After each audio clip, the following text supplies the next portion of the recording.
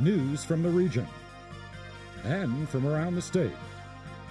It's Florida Focus. Good evening and welcome to Florida Focus. I'm Katy Conrad.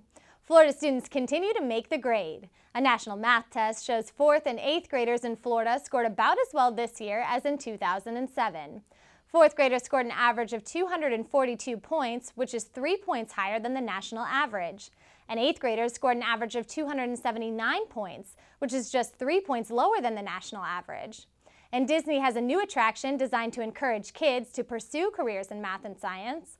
The Epcot ride, called the Sum of All Thrills, lets kids use computers to build their own roller coaster experience. They can then take a ride on their creation in a robotic carriage that uses virtual reality to simulate the experience. The attraction is being sponsored by the Raytheon Company.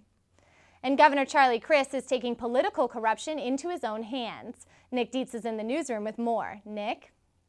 That's right, Katy. It appears Governor Charlie Crist is fed up. He feels corruption in local politics, particularly in the South, is running rampant.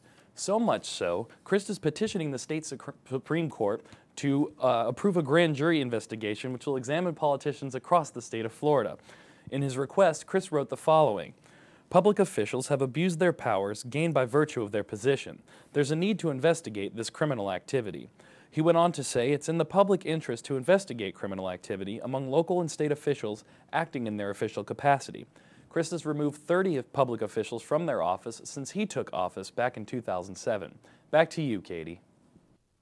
Thanks for that story, Nick. South Florida Congressman Robert Wexler says he'll leave office in January. The 7-term Democrat will become president of the Center for Middle East Peace. And finally, the Bulls are taking charge at MacDill Air Force Base. Early this morning, the USF football program ended its community outreach stint with a breakfast at MacDill.